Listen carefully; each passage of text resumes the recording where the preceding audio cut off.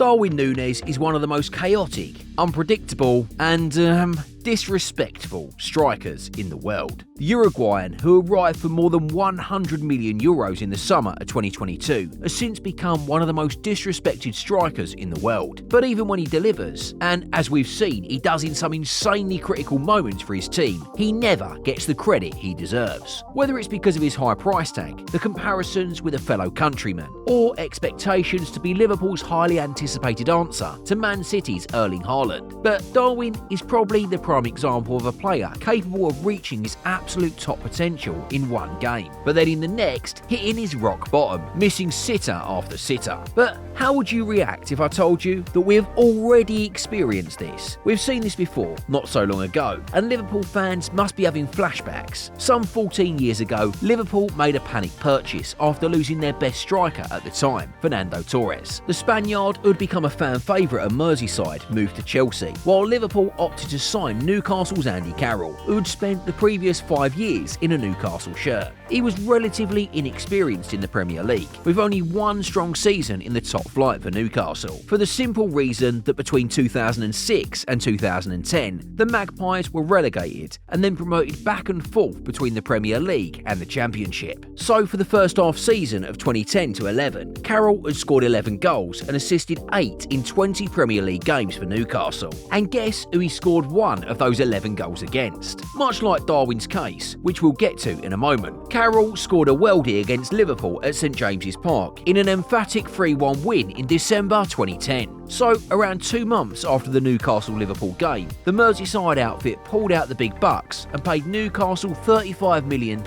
for Carroll's signature. As fate would have it, Carroll was supposed to be Liverpool's new star number 9, but instead of a world-class goalscorer, Liverpool got, well, something a little more chaotic. Like Nunez, Carroll had some outstanding physical attributes. Yeah, the two are obviously very different in terms of playing style. Darwin is much quicker and more agile, while Carroll was a beast of a striker, tall, strong and solid in the 6-yard box. But the three things they have in common are the ponytail hairstyle, the tendency to miss big chances, but also to influence games when you least expect it. Liverpool fans were often fuming at the way he was walking around the pitch, trying to justify his price tag and missing big opportunities. But just when you thought he was done for, he would come out of nowhere to score some big goals. Let me give you a simple example. Here are some of the highlights from the FA Cup semi-final between Liverpool and Everton. First, you have this missed chance. Also this. But then, in the very late stages of the game, Carroll took his team to the final with a towering header into the area where he was feeling his best, the 6-yard box. Or what about his brace against Man City, which happened to be his first 2 goals for the Merseyside? Absolutely unstoppable. And yet, despite those moments of brilliance, it was never enough for the fans. Carroll never fully convinced the Liverpool faithful, and within 18 months, he was gone. Which brings us to Darwin Nunez. Another big money signing, another erratic finisher, another chaotic presence up front. But here's the crucial difference. Carroll's flaws were injury related, while Darwin's problem is seemingly psychological. And when you look at their injury records at Anfield, Carroll missed 9 games in only his first 5 months at Liverpool alone, while Darwin missed 11 games in almost 3 full seasons in red, which speaks volumes. But still, is it right for the fans to disrespect Darwin like this?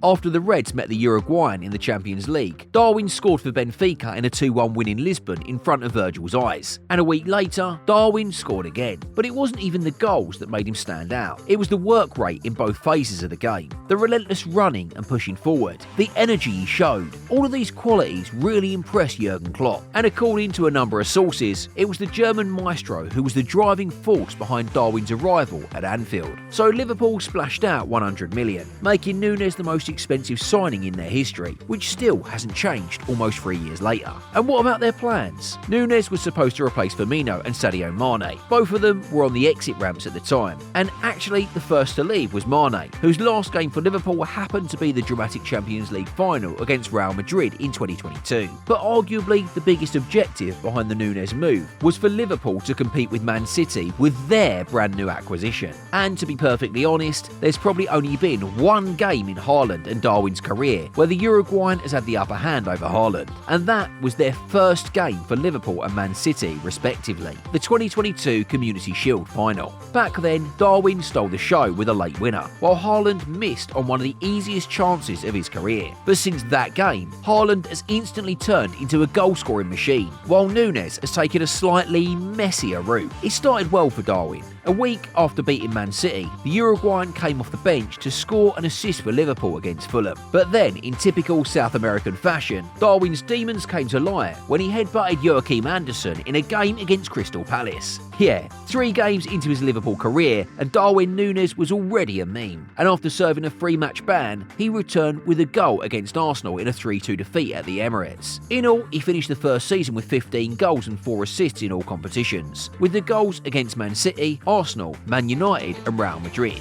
The headbutt and the 20 big chances missed, being the highlight of his debut season in England. Oh, and by the way, those 20 missed chances put Darwin 5th in the league in that category. His second campaign was miles better, but even then, Liverpool didn't show the praise he deserved, only because everyone focused on the negatives rather than the positives. By looking at the stats, 18 goals and 13 assists in all competitions looks incredible, especially after a shaky first year at Anfield. And by saying that everyone was focusing on the negatives, there you have the perfect example. A match against Lask Linz in the Europa League group stage last season. Darwin missed a huge chance in the first half, with Liverpool being 1-0 down. In the second half, however, Nunez showed brilliant composure to finish the game with a goal and an assist in Liverpool's 3-1 win. Yet after the game, everyone was talking about Nunez's miss, ignoring the fact that it was actually him who brought them back. And talk about how nobody respects Darwin. Even his coach, Arne Slot, is the one who doesn't give him enough credit.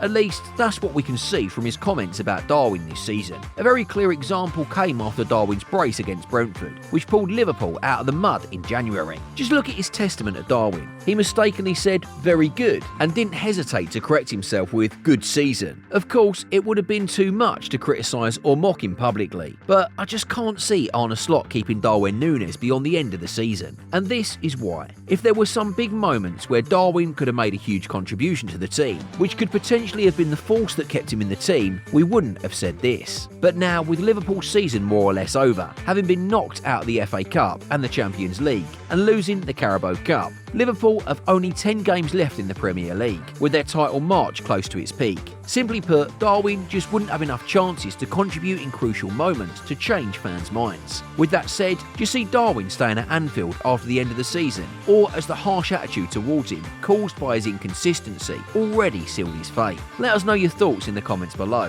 Also, if you enjoyed that one, please consider subscribing to the channel or check out our latest upload, in which we talked about how a street fighting Burns victim became football's deadliest striker. I'll catch you there.